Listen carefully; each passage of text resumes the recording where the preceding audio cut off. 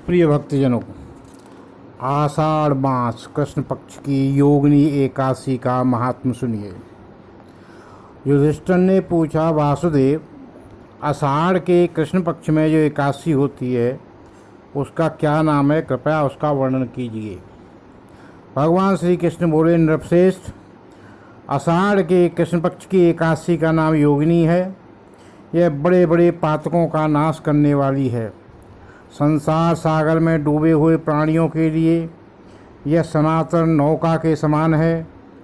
तीनों लोकों में यह सारभूत व्रत है। अलकापुरी में राजा बजाज कुबेर रहते हैं। वे सदा भगवान शिव की भक्ति में तत्पर रहने वाले हैं। उनके हेममाली नाम वाला एक यक्ष सेवक था जो पूजा के लिए फूल लाया करता था। हेममाली की पत्नी बड़ी सुंदरी थी। उसका नाम विशालाक्षी था। वह यक्ष कामपास में आबद्ध होकर सदा अपनी पत्नी में आसक्त रहता था। एक दिन की बात है, हेममाली मानसरोवर के फूल लाकर अपने घर में ही ठहर गया और पत्नी के प्रेम का रसास्वादन करने लगा।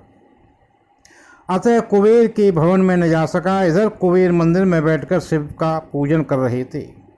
उन्होंने दोपहर तक फूल आने की प्रतीक्षा की। जब पूजा का समय व्यतीत हो गया तो यक्षराज ने कुपित होकर सेवकों से पूछा, यक्षों, दुरात्मा हेममाली क्यों नहीं आ रहा है? इस बात का पता तो लगाओ। यक्षों ने कहा, राजन, वह तो स्त्री की कामना में आसक्त हो अपनी इच्छा के अनुसार घर में ही रमण कर रहा है।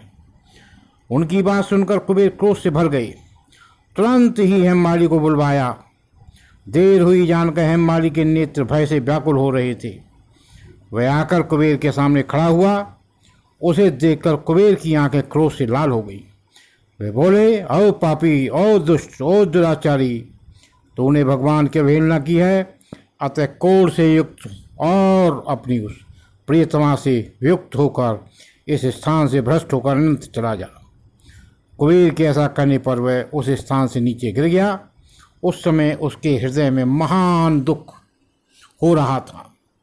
कोड़ों से सारा शरीर पीड़ित था, परंतु शिव पूजा के प्रभाव से उसकी स्मरण शक्ति लुप्त नहीं होती थी। पातक से दवा होने पर भी वह अपने पूर्व कर्म को याद रखता था। तदनंतर इधर उधर घूमता हुआ वह पर्वतों में श्रेष्ठ मेरुगिरी के शिखर पर आ गया। वहाँ उसे तपस्या में पुंज मुनिवर मार्कंडेय जी का दर्शन हुआ। पाप कर्मा यक्ष ने दूर से ही मुनि के चरणों में प्रणाम किया। मुनिवर मार्कंडेय उसे भय से कांपता देख परोपकार की इच्छा से निकट बुलाकर कहा, तुझे कोढ़ के रोग कैसे दबा लिया?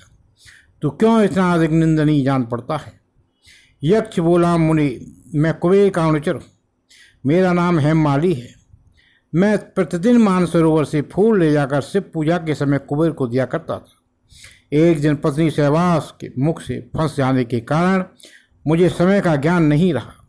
अतः राजाधिराज कुबेर ने कुपित होकर मुझे शाप दे दिया, जिससे मैं क्रोध से आक्रांत होकर अपनी प्रियतमा से बिछड़ गया।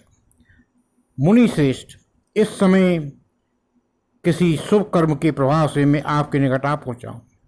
संतों का चित्त स्वभाव से परोपकार में लगा रहता है। यह जानकर मुझ अपराधी को कर्तव्य का उपदेश दीजिए। मार्कंडेय ने क्या तुमको यहाँ सच्ची बात कही है, असत्य भाषण नहीं किया, इसलिए मैं तुम्हें कल्याणप्रद व्रत का उपदेश करता हूँ। तुम आषाढ़ के कृष्ण पक्ष में योगिनी एकादशी का व्रत करो। इस व्रत के पुण्य से तुम्हारी कोढ़ निश्चय ही दूर हो जाएगी।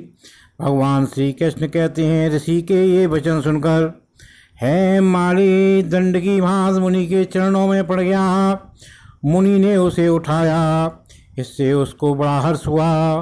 मार्कंडेय जी के उपदेश से उसने योगिनी एकादशी का व्रत किया, जिससे उसके शरीर का कोढ़ दूर हो गया। मुनि के कथनानुसार उस उत्तम व्रत का अनुष्ठान करने पर वह पूर्ण सुखी हो गया। नृपश्रेष्ठ, योगिनी का व्रत ऐसा ही बताया गया है जो 88,000 ब्राह्मणों को भोजन कराता है। उनके समान ही फल उस मनुष्य को भी मिलता है जो योगिनी एकादशी का व्रत करता है। योगिनी महापापों को शांत करने वाली और महान पुण्य फल देने वाली है। इसके पढ़ने और सुनने से मनुष्य सब पापों से मुक्त हो जाता है। बोलिए योगिनी एकादशी मैया की जय, बाल कृष्ण भगवान की जय। श्री कृष्ण गोविंद हरे मुरारे, हे नाथ नारायण वासुदेवा। श्री कृष्ण गोविंद हरे मुरारे, हे नाथ नारायण वासुदेवा। बोलिए श्री कृष्ण भगवान की जय, सद्गुरुदेव भगवान की जय।